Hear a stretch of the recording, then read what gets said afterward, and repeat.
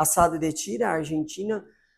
Por que a Argentina, por muito tempo e até hoje, ela é muito boa no churrasco? Quem que não quer ir lá comer um bife de chorizo, um bife ancho na Argentina, um orro de bife? Quem já ouviu falar, quem sabe de churrasco? Porque os argentinos são um dos melhores, se não o segundo, eu acho. Se é o primeiro ou o segundo em quesito de churrasco. Eles são muito bons, eles têm um pasto bom, eles têm carne de qualidade. E a Argentina costuma colocar como padrão de qualidade cortes vindo da costela. O brasileiro não, o brasileiro gosta dos cortes traseiros, alcatra, ok? Alcatra com maminha, isso, filé simples, o próprio contrafilé. E aí o argentino entendeu que os cortes mais saborosos eles estavam perto da costela. Por isso que o assado de tira é um dos cortes os mais saborosos que existe e muito famoso na Argentina, junto com o orro de bife e o bife de chorizo. Que o orro de bife também faz parte, como eu mencionei aqui, da costela. Que aqui termina a costela e começa aqui o entrecote, que também é orro de bife, depois eu vou entender. Esse eu também tenho ali para experimentar. Ribeye Bonin. Esse corte aqui é muito chamado de short rib. Alguém já ouviu short rib? Eu ainda coloco na etiqueta short rib, mas é errado, gente. Short rib, a tradução não diz, né, o que é. Short rib se chama costela curta, que é isso. O assado de tira da Argentina, para nós, se chamaria short rib, costela curta, que é a costela do dianteiro, é uma costela curta, pequena. Então, o short rib, na verdade, essa nomenclatura era para vir para cá, para o assado de tiras. Mas isso é para outro negócio. A gente vai continuar assim, que aqui o brasileiro fala muito de short rib, porque ficou como famoso. Mas o short rib, ele, na verdade, é o ribeye bone-in, né? Ele é uma continuação do prime rib. Ele é uma continuação, que ele vai para a parte dianteira. E aonde tem o Denver steak, alguém já ouviu falar do Denver? Uma das carnes mais saborosas do mundo. Ninguém ouviu falar do Denver, Otávio? Experimentou, Otávio? Já? É muito bom demais, cara. Essa carne aqui é uma das melhores carnes do mundo. Ela ganha de picanha, ela ganha do flat iron, ela tá entre a primeira e a segunda melhor do mundo, essa carne aqui. E eu tô falando em sabor. Em sabor, eu não tô falando em valor. A gente conhece muito a picanha. A picanha é a carne mais cara, ou o filé mignon. Maciez, ok. O filé mignon, por exemplo, é a carne mais macia do mundo. Mas ela não é a mais saborosa, então depende muito do que tu vai entregar. O filé mignon é bom para fazer um prato gastronômico, fica excelente, mas para churrasco já não é uma primeira opção. Isso aqui é sensacional. Então o ribeye boninho é composto da continuação do bife ancho, do entrecote, ou filé de costela, que é tudo a mesma coisa, com o Denver steak. Daqui também eu transformei uma carne que só eu vendo em Joinville, chamado cowboy steak. Não sei, alguém já comprou cowboy steak em algum lugar? Fora eu? Já deve ter comprado? Comprou lá. Ok. Que daí tem até algumas pessoas que acabam vendo a gente e fazem. Mas eu não sei, não me recordo se tem alguém fazendo agora. A gente é o único que vende. Mas o cowboy é nada mais, nada menos que o ribeye boninho desossado. É isso. Só que eu compro do frigorífico ele desossado mais barato do que eu compro com osso, por incrível que pareça. Se tu for comprar o ribeye boninho na minha loja, ele vai custar mais caro que o cowboy. Mesmo não tendo osso. Pode falar. Depois eu falo. Cowboy steak. Então, assim, por isso que as pessoas que foram e comeram o cowboy steak, Rodrigo, que carne sensacional, nunca ouvi. Mas por que cowboy steak? Vou contar uma breve história. No Texas, tinha uma pessoa que acostumava a levar um tipo de carne. Ele ia no açougue e comprava sempre aquela carne. Naquele dia não tinha carne. E não tinha uma carne assim para oferecer boa para aquela pessoa. Né? O butcher lá, ele pegou e tinha esse, que é o acém, o short rib, que é a parte do acém, e ele falou assim, cara, lá eles desossaram, vou cortar aqui para churrasco e vou vender para ele. E aí ele vendeu e aí colocou o nome Cowboy Steak lá, o cara voltou depois, no outro dia, e falou, cara, que corte sensacional. Daí ficou famoso, ficou indo e virou um Cowboy Steak, né? Porque o cara inventou lá o nome. Essa é a história dele. Picanha, né, que eu tenho aqui. Aqui há muita coisa, né, sobre a picanha. Lembrando, eu falei aqui, bonita picanha, né? Camada de gordura padrão. Picanha Ultra Black, né? Que o nosso amigo Lucas Mosca gosta. Picanha. Há muita informação sobre a picanha. Qual é a melhor picanha? Tem gente que já ouviu falar que picanha argentina é boa, uruguaia. Pô, a picanha uruguaia é sensacional, entendeu? E aí tem muita, já peguei picanha, tava dura, já peguei picanha, era grande, picanha só tem menos de 1 quilo, não é picanha, eu vou depois falar sobre isso aqui. Mas essa aqui é uma boa picanha, com a camada de gordura de 1 dedo, mais ou menos, né? Ela é uma excelente. A picanha, ela boa mesmo, ela tem que pegar a gordura daqui até aqui. A maioria das picanhas, elas terminam na metade. Por que elas terminam na metade? Porque depende do gado que tu trabalha. E esse gado, na verdade, aqui essa picanha que eu fiz era maior a gordura. E eu que fiz o toalete para ela ficar uniforme. Por quê? Porque o gado era confinado, tinha mais gordura, um gado prêmio, que é o que eu vou apresentar ali também. Certamente tem bastante qualidade aí. T-bone ou porterhouse, né? Eu vou falar para vocês, eu não coloquei porterhouse ali, mas vou falar qual é a diferença. Acho que alguém me perguntou ali, estava vendo, né? Ele me perguntou sobre isso. Alguém já comeu T-bone? Já, né? Porterhouse também, ou bisteca fiorentina? Já, né? Fica com a mão aqui, né? Eu trouxe justamente essa peça aqui para mostrar para vocês. Há uma grande diferença entre o T-bone e o porterhouse ou bisteca fiorentina. Elas saem da mesma peça, só que elas têm parte muscular diferente. Por exemplo, aqui da foto é um porterhouse ou bisteca fiorentina. Não é o T-bone, mesmo eu tendo o nome T-bone ali. Por quê? Aqui no Brasil tudo é T-bone. Tu cortou, ele tem esse aqui é o famoso filé duplo, tá, gente? O famoso filé duplo que tinha aquele rabo lá, que é a parte do vazio ou do fraldão. Só tira fora, faz essa peça, corta um pouco mais com a espessura mais alta. Ela é composta por filé mignon, contrafilé e alcatra. Então aqui existe uma separação, né? Onde daqui vai começar a alcatra. Então vai ter mais ou menos umas 2 peças dessa no gado, cada lado. Vai dar umas 4, cada lado do boi. 2 peças somente de porterhouse ou bisteca fiorentina, que tem esses 3, porque depois ele termina, esse vai encurtando esse fio e fica só essa parte que é contrafilé. Aí quando for a parte do contrafilé com o filé mignon, se chama T-bone.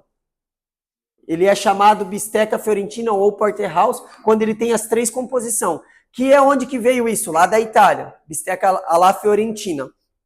Um moço chamado Marcos Bassi, alguém conhece o Marcos Bassi? O nosso amigo Marcos conhece. Ele foi pro restaurante lá e descobriu a bisteca fiorentina e trouxe para cá. Foi ele que trouxe, entendeu? Porque tem 3 composições de corte, então não poderia chamar o mesmo nome. Aqui o brasileiro, o que ele faz? Bota em atacado e chama tudo o mesmo nome. Filé simples, por exemplo, não existe, é uma nomenclatura fantasia. Como filé duplo também não existe, é uma nomenclatura fantasia, porque se tu fosse identificar, o filé duplo era para ser filé triplo, porque ele tem 3 cortes. E o filé simples tem um monte de corte. O filé simples tem capa de filé, tem bananinha, tem entrecote. Então ele tem várias carnes ali dentro da composição, só que a gente corta tudo e fala que é um nome só. Isso aqui é a fish shoulder ou paleta 7. Eu tenho ali o fish shoulder inteiro. O que é o fish shoulder, gente? Alguém já comprou lá o fish shoulder? Na promoção lá no açougue? Fish shoulder é nada mais, nada menos que a paleta 7 desossada.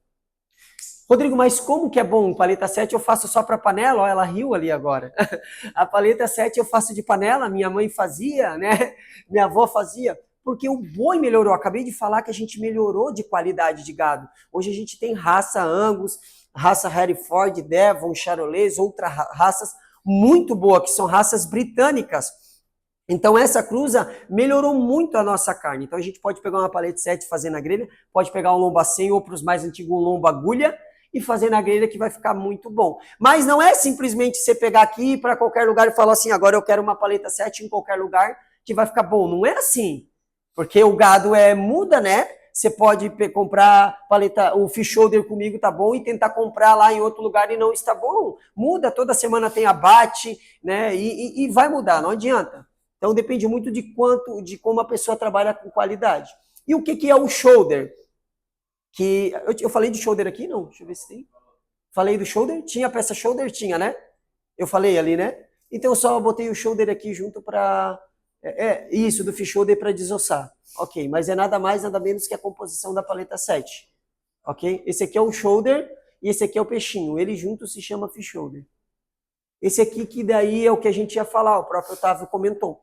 Ele é chamado de entrecote, de filé de costela, de noix, de bife ancho, de ribeye. Todos esses nomes é a mesma carne. Muda a região. O que está escrito aí?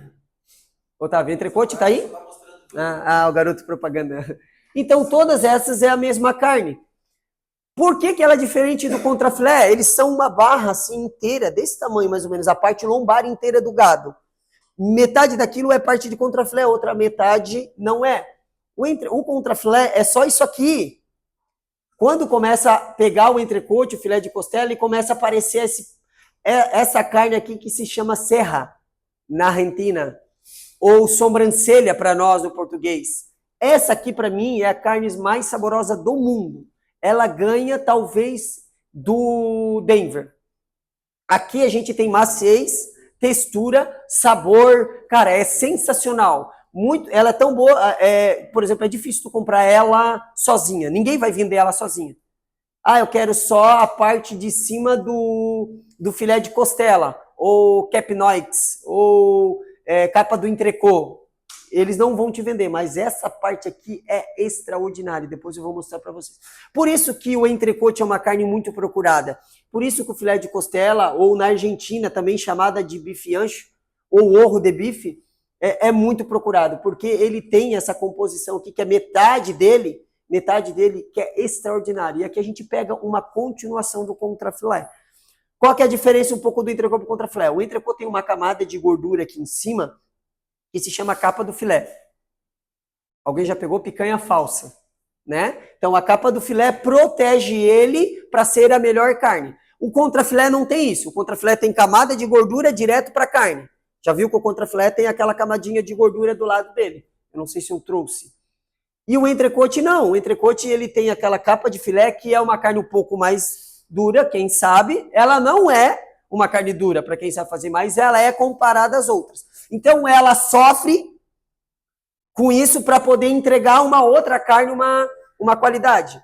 Conseguiram entender? Então uma carne sofreu, porque ela fica exposta em cima, para dentro dela ter uma outra qualidade extrema, que é o nosso entrecote. Por isso que ele é uma das carnes mais consumidas do mundo e mais procurada, por causa da proteção que ele fica ali. E por que o filé mignon também... Pode falar? Hoje ele pode variar entre, dependendo do lugar que tu pegar, de 49,90 o quilo a 150 o quilo. Sim, Hoje no mercado tradicional eles não mudam o preço. Isso mesmo, eles precificam do mesmo jeito. Porque a maioria dos açougueiros não entendem assim, eles não conhecem. Eu estou falando com você aqui, mas tem muito mercado que não conhece. Conhece agora porque é da informação, mas tem muita gente que é nova no ramo e não entende. Então eles vendem, às vezes tu vai num lugar comprar contrafilé e ele vai vir assim, e vai estar escrito contrafilé em cima de uma marca. Por quê? Porque eles vendem tudo assim. Sempre foi vendido assim. Depois de um tempo para cá, que a gente foi mudando, isso aqui, eu, por exemplo, comprei muito isso aqui com preço de contrafilé e vendi mais caro com preço de entrecote. Por quê? Porque eu entendi que essa carne é superior ao contrafilé. Então por que eu vou vender ela ao mesmo preço? Ela é superior? Então a gente baixou o contrafilé e aumentou esse. Então a gente trouxe mais qualidade, mais visibilidade para essa carne. Eu digo eu aqui, né? Mas cada um no seu lugar. Verdades e mitos. Eu vou falar algumas coisas, se alguém quiser discordar, fica à vontade. A cor vermelha da carne é sangue, né? Muito as mulheres falam bastante isso, né? Alguns falam que é sangue. Não é sangue. O sangue ele já sai 95% já no abate. Ele é tirado, sabe? Essa carne vermelha no sangue, essa carne, a cor vermelha da carne, ela se chama mioglobina, né? Que na verdade é nada mais, nada menos que o sabor da carne. A carne sem a mioglobina, ela vira charque, carne seca. Ok? Alguém já comeu charque? Já comprou? Não tem cor. Tu usa lá para isso. Por quê? Porque tirou toda a mioglobina. Então ela fica sem cor. O ser humano sem cor também fica assim, né? Já viu? O morto acaba perdendo a cor. E é a cor vermelha que dá sabor na carne. Então, não é sangue. Não é sangue. Não tem mais sangue a carne, é mioglobina. E a pessoa acaba, na mente dela, por falta, como eu disse, por muito tempo, por falta de informação, a internet nos traz isso muito bem. Então, nesse lado, a internet é muito bom. Carne com gordura amarela é carne de vaca? Alguém já ouviu falar? Já ouviu muito, né? Pô, nos açougues, né? Pô, eu vou comprar essa gordura amarela, é carne de vaca. É verdade? É mito? Alguém aí, que alguém quer falar? É verdade? É mito? É ou não é? Geralmente a gordura mais amarelada é que criada mais no pasto. Mas tem menos ração e mais. Não no pasto, mas tem menos ração e mais. Capim? Ok. Alguém tem alguma versão diferente, hein? Ok, é o.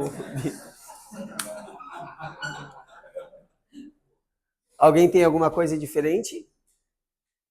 Tem o estudioso e tem o. Pegando o gancho da resposta dele, eu vou te explicar por que as pessoas associaram a gordura vaca amarela à carne de vaca. É, também, né? Mas não é toda a gordura amarela. A grande maioria da gordura amarela hoje não é mais carne de vaca. Entendeu? Só se tu for comprar num mercado que a carne tá muito barata demais. De desconfiar, cara, eu comprei lá uma alcatra a R$ 29,90, cara. Pô, para o cara comprar uma alcatra a R$ 29,90 não pode ser um boi de qualidade. Tem que ser, pode ter muita vaca ali no meio, né? Porque o que acontece com a vaca? A vaca, na questão de, ela é mais para reprodução, para trazer mais novos bezerros. Então, você pega uma vaca, ela dá 2 crias, tu já elimina. E por que a pessoa definiu que carne de vaca era amarela? Porque a vaca passa a vida toda dela pastando. E por ela pastar, a gordura dela é 100% amarela. Entendeu? Então, a maioria das vacas ficava pastando. Então, a gordura dela era amarela. E aí a pessoa associou não só a carne de vaca à gordura amarela, mas que é dura. Porque tu já viu que a carne de vaca, nas antigas, que tu associava a carne na gordura amarela, que era dura. Hoje não tem. O nosso amigo vai saber dizer que ele falou ali agora. Por quê? Porque a carne amarela agora, nossa, tá relacionado ao tipo de produtor. E tem muita gente que produz Rio Grande do Sul, Mato Grosso, o próprio Paraguai e Argentina produz muito no pasto. Então, se ele produz no pasto, os gados deles são de qualidade. É novilho, é novilha, não é carne de vaca e é no pasto. E a gordura vai ter tendência a ser amarela. E, consequentemente, a carne em si, consequentemente, o boi também demora um pouco mais para o abate, né? O abate Perfeito. não é tão precoce. Isso. E aí tu tem mais sabor em vez de maciez. O pasto te traz mais sabor. O precoce, o confinamento te traz maciez. O desafio do produtor é juntar os dois, que é um desafio grande. Aí que tá o negócio. Tá, mas por que é gordura amarela? Porque é uma substância que tem no capim, chamada beta-caroteno, que é uma substância que deixa a gordura amarela, que também tem na cenoura. E por isso que a gente definia por que então a vaca tem gordura amarela e o boi não. Ou os outros que estão, porque eles ficaram confinados. E aí eles não comeram muito capim, foi mais ração. Então a gordura dele mais branca, mais marmoreio, mais maciez. Agora a gordura amarela, mais capim, mais sabor. Então sempre no pasto, o gado do pasto vai ter mais sabor que o gado confinado. É um desafio para o produtor. Pastar, confinar e trazer sabor com maciez. Cara, quando isso acontece... Justamente por ser carne, por ser de pasto, como o próprio animal ele caminha mais, ele acaba criando a carne de si, ela acaba ficando mais rígida. Perfeito. Que é o que eles tentam fazer hoje, que é juntar os dois. Né? Como vai fazer? Aí entra como ele falou, eles pegam uma região, deixam um tamanho para eles não andar muito, com pasto reto, bastante capim, e aí eles fizeram isso, porque antigamente, por exemplo, você vai pegar no meu estado, tem muito morro. Então, se os nossos gados ficar solto no pasto, eles vão subir muito morro. Vocês já viram por aí. E aí, com certeza, consequentemente, a carne não vai estar tão macia. Comer carne demais faz mal à saúde? Faz ou não faz? Tudo que é demais faz mal, a frase do Laufer. Faz mal pro bolso. Faz mal pro bolso. O bolso. Junto com o gancho da frase da resposta do Laufer, tudo que é demais é mal para a saúde. Ok? Mas vocês sabem que tem a dieta da proteína, só da carne? As pessoas emagrecem comendo carne? E agora? Caraca, eu vou usar esse marketing. Entendeu? Só que é o seguinte, elas emagrecem comendo carne com uma proporção. O problema não é quanto tu come, é a proporção que tu pode comer, que é diferente de um para o outro, entendeu? Então, às vezes, tem gente que come 500 gramas tranquilo, mas tem gente que é só 200. Entendeu? Cada corpo responde de uma maneira. Mas comer carne faz mal, você pode fazer. Por isso que é verdades ou mitos. Pode fazer. Mas, como eu te falei, tem gente fazendo a dieta, comendo só proteína animal, só carne. Eu tenho gente indo lá no açougue fazendo isso. Cara, e olha, eu tenho eles quando começaram e como estão agora. E é tão legal isso, vendo o resultado deles fazendo isso aí. Carne a vácuo é ruim? Alguém já comprou carne a vácuo em mercado aí com cheiro ruim? Sim, e aí tu define que carne a vácuo é ruim, porque tu teve uma experiência ruim. Mas, por exemplo, a gente vende, a maioria das nossas carnes, 90% é a vácuo. E eu trouxe carne a vácuo ali. O problema não está a carne a vácuo, né? Existem dois tipos de carne embalada, ou a vácuo ou maturada.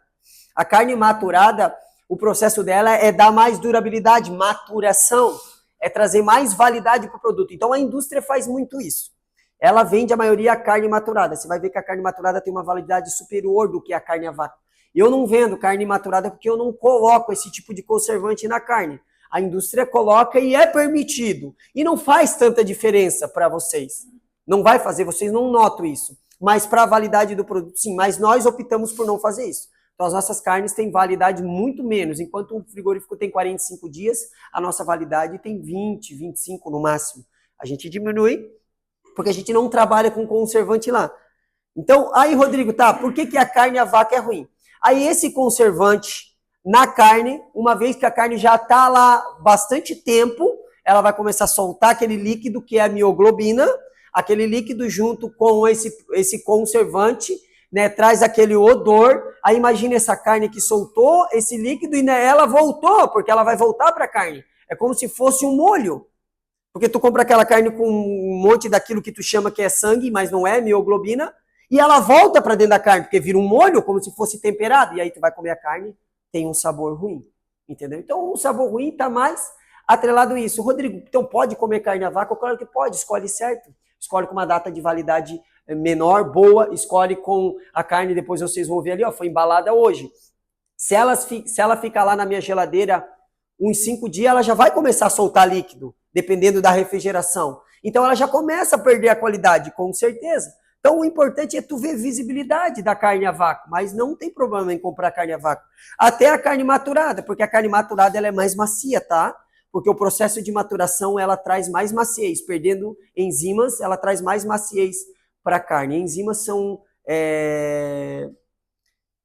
agora eu não lembro se é substância ou o que é, que deixa a carne mais dura, entendeu? Então quebrando isso, essas enzimas que quebra também a parte muscular do boi, deixa a carne mais macia. Alguém já ouviu falar em dry age?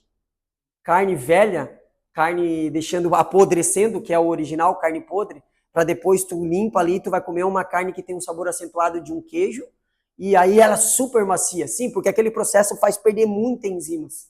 E aí ela fica uma carne mais macia. E esse processo também é na carne maturada e a vácuo. Também faz esse processo. Então as carnes a vácuo geralmente vão ser mais macias que as carnes frescal, de gancho no açougue. Mas as carnes de gancho talvez mais saborosa. Porque você pega a carne mais fresca, ok? Cortar a carne errado deixa ela dura. Quem já ouviu falar isso? Muito, né? Pô, tu cortou errado, deixa dura. E aí, é verdade ou não é? Vixe, vocês não querem falar, né? Porque... Ó, quem acha que a carne vai ficar dura se cortar errada, depois eu provo para vocês. Dependendo da qualidade da carne, sim, né? Mas a carne fica dura não está atrelada ao corte dela. Gente, pelo amor de Deus. Então eu cortei a picanha errada, ela ficou dura, não. Você poderia cortar certo e ela ficar dura do mesmo jeito. Entendeu? O corte, se fosse o corte que definia a maciez da carne, nós estava faceiro, né? Podia pegar um lombo, pescoço, sair um granito e cortar de qualquer jeito, e ia ficar macio. Cortar do corte certo ia ficar macio, mas não acontece isso. Não acontece. Não é assim. A carne, a maciez da carne está atrelada à qualidade do gado, não ao corte. Então você pode pegar uma picanha de extrema qualidade que eu tenho ali, eu posso fechar o olho de qualquer um aqui, dar a faca para a pessoa cortar, ela vai cortar, eu vou assar e a carne vai ficar macia. Rodrigo, mas o corte certo, o que faz? Ele ajuda. Ele contribui. Ele auxilia para a carne ficar mais macia. Mas não é ele que define se a carne está macia ou não. Pode falar, Otávio. Tem a ver também com aquela questão de cortar na contrafilha ou nada? Isso, está relacionado a isso mesmo, Otávio. Isso, cortar certo, eles estão fazendo ao contrário da fibra. Diz, se tu cortar a favor da fibra, vai ficar dura. Entendeu? Eu vou cortar a picanha a favor da fibra ali, vai ficar macia. Porque está ligado à qualidade do gado, não ao corte. O corte só ajuda, entendeu? Só é um complemento para isso. Pode descongelar a carne fora da geladeira com água? Claro que não pode, né, gente? Mas o brasileiro costuma fazer isso. Claro que não pode, não deve fazer isso, né?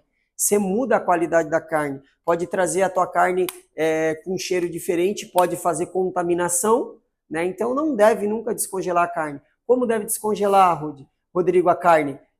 Dentro da geladeira. Né? Dentro da geladeira, de um dia para o outro, deixa dentro da geladeira. Não descongelou. Aí tu se programou mal. Aí você liga para a Saido que a Saido entrega para ti. Fica fácil resolver também. Por mim, deixe congelado. Micro-ondas, né? Meu Deus do céu, não vou nem falar, né? Cozinheiras, já descongelaram carne no micro-ondas? Já, né? E ficou boa, né? Pronto, vai ficar boa. Na água fervendo? Nunca ouvi falar. Chaleira elétrica? O que ela tá rindo lá? Tá rindo por quê lá?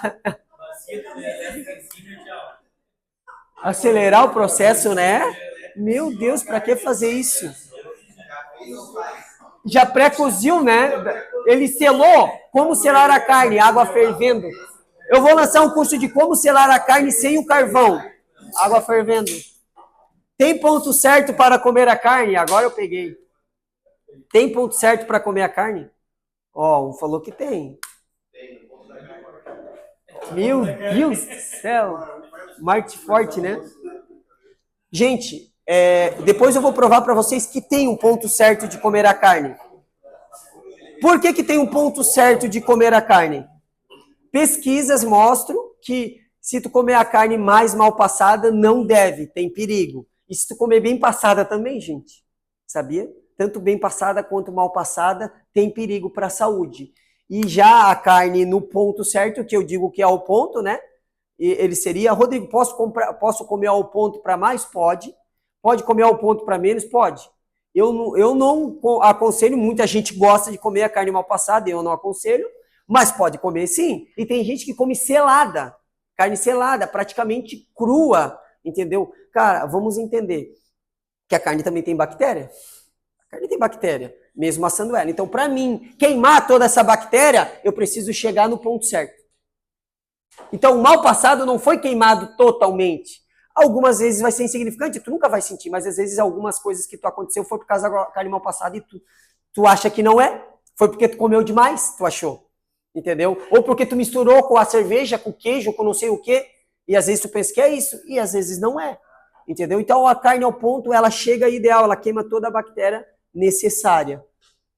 Agora vamos para o churrasco. Carne mal passada faz mal? Eu falei que faz? Tá dentro daqui. Carne bem passada faz mal à saúde? Faz também. Depois vocês pesquisam lá, KIA ou no Google, que eles vão te responder isso aí. Sal antes, durante ou depois? Alguém quer dizer o que faz desses três? Alguém quer falar para mim? Eu preciso de 3 pessoas que fazem... Só levanta a mão. Quem faz sal antes? Quem salga antes a carne e depois coloca na grelha? Ok. Quem salga durante? Ok. Quem salga depois? Ok. Entendeu? Sal antes, durante e depois. Entra na mesma questão.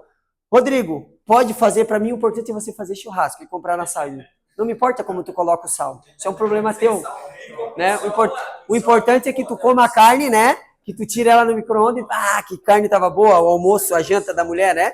Isso é importante, irmão. Tá feliz. Para mim é importante fazer churrasco, mas tá torrada a carne. Tô faceiro. Meu, show de bola, irmão. Meu, Rodrigo, tua carne é top. Torrada, a mulher falou. Meu, que top tua carne. Tá tudo... Ela tá faceira, vai falar com um monte de gente. Tô nem aí. Ela vai perguntar para mim o que tu acha. Aí mudou. Aí ela transferiu a informação para mim. Aqui me deu a oportunidade de falar. Então ela transferiu. Enquanto ela não transfere, o que ela come é o melhor. Rodrigo, o que tu acha? Sal depois, sal antes, sal durante? Na minha opinião, né, até por teste e informação, o sal depois. Porque o sal é um desidratante e também um conservante. Então se eu faço isso antes, eu desidrato a carne. Se eu faço durante, eu desidrato a carne.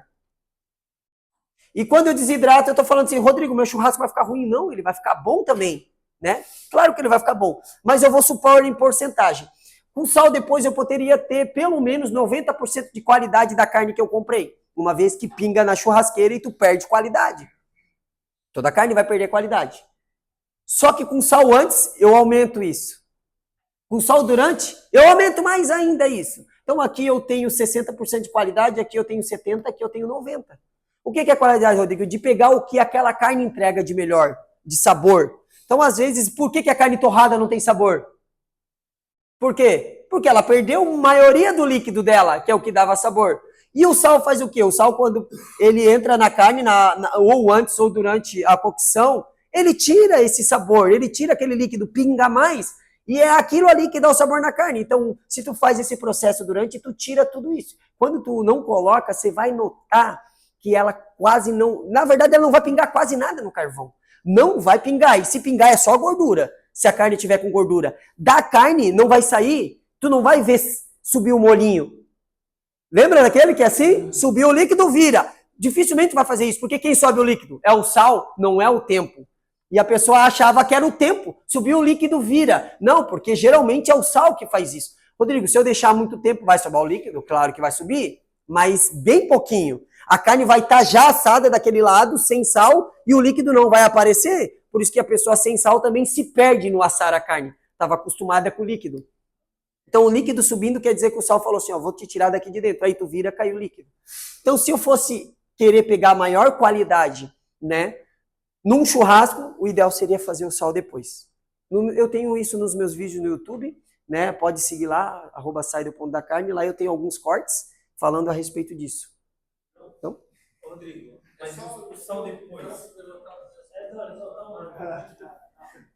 Adriano? O sal depois ali, tu bota sal grosso igual? Isso, daí a gente... boa pergunta. Já vou engatilhar aqui, Adriano, desculpa não ter falado. A gente usa o sal de parrilha, né? Um sal da Argentina, os argentinos lá usam muito.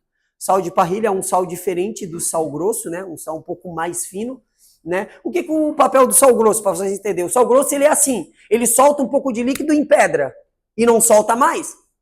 Alguém já fez uma picanha no sal? Toda salgada? Marcos? Não? Se chama pedra de sal. Isso. Tu bota um monte de sal e ela não ficou salgada, filha da mãe. Por quê? Porque o sal, ele solta e pá, e ele empedra. Aí o parrilha não, ele dissolve. Tu já botou costela no assim, daí pá, pá, pá, pá, né? O sal parece, já viu? É o sal, né? Na virada do ano é bom assar a costela com sal grosso. E daí já dá uns estouros, né? Mas a costela, incrivelmente, eu vou falar isso, ela fica gostosa com sal grosso. Por incrível que pareça. Ela é mais difícil o sal penetrar nela, assim. Então, o pessoal enche de sal ali. E aí o sal parrilha dissolve. Por isso que até o sal parrilha se usa menos. E aí, quando tu usa depois e tu vai comer o sal de parrilha, tu não vai sentir. Alguém já comeu carne com sal grosso, é que comeu o sal grosso. Na hora de mastigar, pô, mastigou um sal grosso junto. Então, o sal parrilha veio para isso. Tem um sal melhor ainda chamado flor de sal. É um sal que não foi no fundo do mar. Ele é extraído de cima da superfície do mar. Ele é um flor de sal, é um sal mais caro. Esse seria o ideal para usar depois. Aquele Salt Beer lá usa muito, né? Nos vídeos dele ele fazia muito isso. Deixar a carne descansar depois de assada. É correto? É correto, gente. Assar, quando a gente assa a carne se espalha toda, aquela mioglobina e toda aquela composição. Quando tu deixa descansar, ela vai se alvoroçando e vai parando. E aí é o seguinte, o segredo de descansar faz o quê? Se tu assar a carne sem sal e deixar descansar, você nota que dificilmente vai soltar líquido na tábua. Dificilmente. Quem viu fazer churrasco, dificilmente vai fazer isso. Vai soltar o líquido. Por quê? Porque quando você assa ele durante com sal e você coloca depois de assado em cima da tábua, aquele sal já está penetrando na carne, soltando aquele líquido. Por isso que às vezes tu corta e solta muito líquido. Então isso também de sal depois é o fato de não perder esse líquido na tábua, que também é sabor. Então o desafio do churrasco é manter o sabor o máximo possível. Então deixar descansar a carne aí pelo mais ou menos uns 2 a 5 minutos é essencial. Outra coisa que ninguém sabe, só vocês. Mentira, alguns sabem. Deixar a carne descansar ajuda você a acertar o ponto que você quer. Pega uma carne assada, a hora que tirou da grelha, corta ela. você vai ver que ela, às vezes, vai estar branca. Corta um pedaço dela. Agora deixa aquela de 5 minutos. Você vai ver que você, quando cortar, ela vai estar com uma coloração diferente daquela. Porque ela descansou. Você nota isso. Vou fazer, depois eu vou fazer com uma dessa aí pra gente ver. Deixar a carne em temperatura. Outro problema do brasileiro. A carne, para ser assada, ela precisa estar nessa temperatura ambiente aqui. Ela está lá em cima desde a hora que a gente começou. Entendeu? Ela precisa atingir, né, essa temperatura ambiente para a gente poder não só acertar o ponto.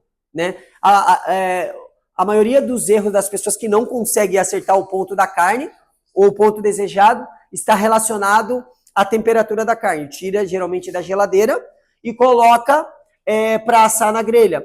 Então, o que faz o fogo? Tu não vai... O que vai acontecer com a carne? Ela vai ser assada antes do previsto.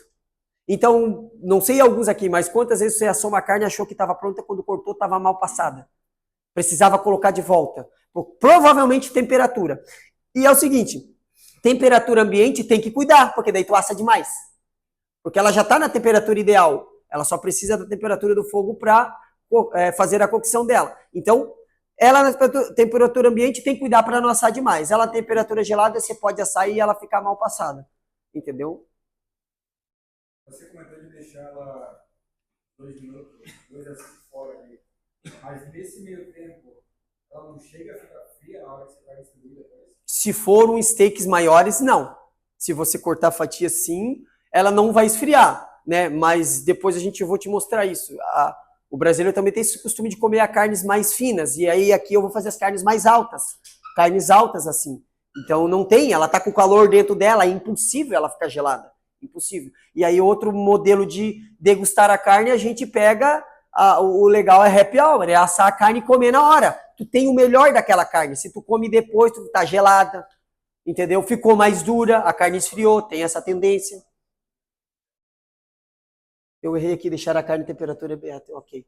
Deixar o carvão queimar antes de colocar a carne para grelhar. Gente, precisa pelo menos deixar aí uns 20 a 30 minutos o carvão queimar. O carvão inicial, ele é tóxico, ok? Carvão inicial é tóxico. Então, a pessoa que assa o carvão, não deu 5 minutos, já coloca a carne, dá problema. Entendeu? Ele é tóxico. Então, deixa queimar ali de 20 a 30 minutos, que já vai entrar na temperatura ideal para te assar a tua carne. Que se tu fosse usar a mão como temperatura, que ninguém tem um termômetro, é mais ou menos 5 segundos que a tua mão aguenta. Até 5 segundos. Entendeu? A tua mão vai aguentar em cima da grelha. Fora disso, se aguentar mais, não chegou no ponto ainda. Pô, tô aqui, deu 10 segundos. Entendeu? Ela não vai assar a tua carne. Então, os 5 segundos é o ideal. Tem ponto certo para comer a carne? Eu coloquei de volta? Coloquei de volta, desculpa. Era para ter apagado, né? TDAH. Eu ia botar a culpa, né? Mas... Só um detalhe ali, ó. Descongelada. Água, sem água. Ela a vácuo. Eu descongelar na água para dar velocidade. Não é tranquilo porque isso. Ok, perfeito, Lof. Tu quebra o processo dela, né? Tu tá acelerando, né? Tu já viu que tudo que é feito no micro-ondas é ruim? Micro-ondas é horrível? Porque o que ele faz? Acelerar aquilo que era para ser normal. Miojo é uma porcaria, mas é bom, entendeu? Né? Para quem não fez comida é bom, né? Entendeu? Mas tudo que acelera o processo fica ruim. Entendeu? Quem trabalha com obra aqui? Construção. Acelera o processo para ver o que dá. Vai dar rachadura.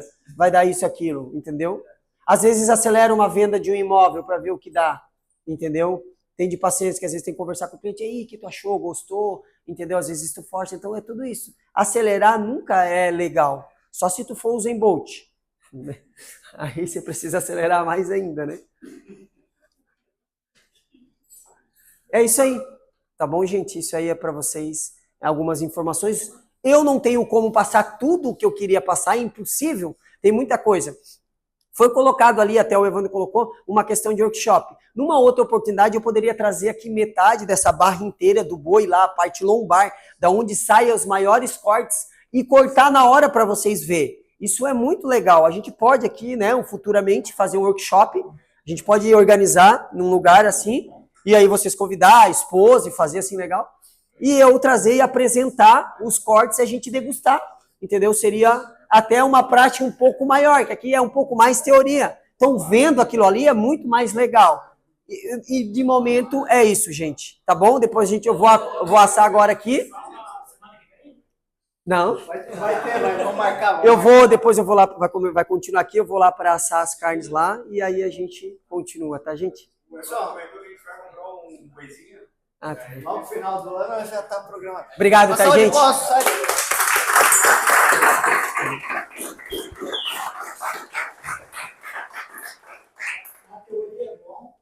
Agora vamos para a prática. Vai ser melhor ainda, tenho certeza. Vamos sair da preparada lá agora. Cadê?